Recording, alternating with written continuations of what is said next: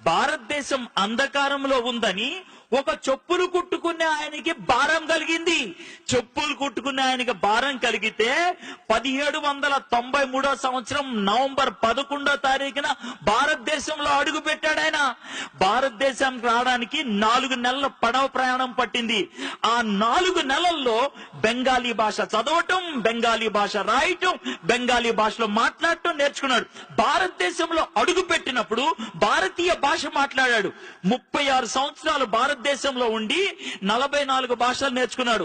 40 భాషల్లోకి Bible తర్జుమా చేద్దామని ఆరంభించి 28 భాషల్లో కొత్త నిబంధన పూర్తి చేసి 17 భాషల్లో బైబిల్ పూర్తి చేశాడు. ఈ రోజు నీ చేతుల్లో బైబిల్ ఉన్నదంటే కారణం ఆయనే. ఆయన ఎవరో తెలుసా? William Carey. ఒక్క విలియం కేరీ 17 భాషల్లోకి బైబిల్ తర్జుమా చేసి నీ చేతుల్లో పెట్టాడు. అంతేనా? అక్కడితో ఆగిపోయాడా? నీ చేతుల్లో పెన్ ఉందంటే కారణం విలియం కేరీ. భారతదేశంలో మొట్టమొదటిసారిగా ఇంక్ తయారు చేసింది ఆయనే. జిందగీలో రైలు బండి ఎక్కినావంటే కారణం విలియం కేరీ. భారతదేశంలో మొట్టమొదటిసారిగా స్టీమ్ ఇంజన్ పెట్టింది ఆయనే. బ్యాంక్ లో పైసలు పెట్టినావా? కారణం విలియం కేరీ. భారతదేశంలో మొట్టమొదటిసారిగా బ్యాంక్ పెట్టింది ఆయనే. పొద్దున్నే లేచి ఈనాడు, జై తెలంగాణ న్యూస్ పేపర్ చదివినావా? థ్యాంక్స్ చెప్పాలి విలియం కేరీకి. భారతదేశంలో తొలిసారిగా భారతీయ భాషలో న్యూస్ పేపర్ ముద్రించింది ఆయనే. ఆడపిల్లలు కాలేజీకి పోతున్నారా? థ్యాంక్స్ చెప్పాల్సింది విలియం కేరీకి.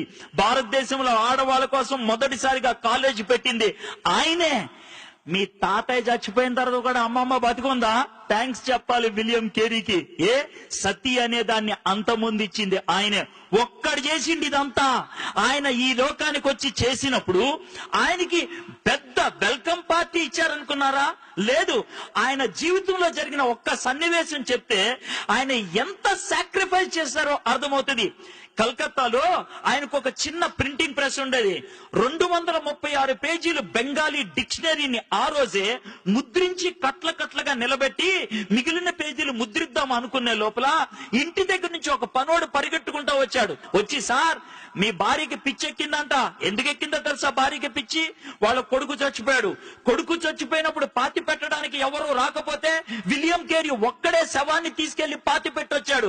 ఆ యొక్క ఇమోషన్ లో భార్య పిచ్చెక్కి రాయితో తల కొట్టుకొని రక్తం కారుతుందంటే విలియం కేరీ భార్యను ఓదార్చుతామని వెళ్తూ ఉంటే వెనక నుంచి ఇంకోటి పరిగెట్టుకుంటూ వచ్చి, సార్ ఇప్పుడే మీ ప్రెస్ తగలడిపోయింది అని అన్నాడు.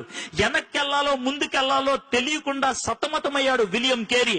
అలా పెనుగులాడి అద్భుతంగా పరిచర్య చేశాడు. ఆ విధంగా పెనుగులాడే వాళ్ళు ఉండి పరిచర్య చేశారు కాబట్టి ఈ దినాన్న కుర్చీల మీద కూర్చొని లైటుల కింద ఈ విధంగా వాక్యాన్ని వినడానికి అవకాశం దొరికింది. అది ఉచితంగా రాలా. ఎవడో ప్రాణం పెడితే వచ్చింది, ఎవరో సాహసిస్తే వచ్చింది.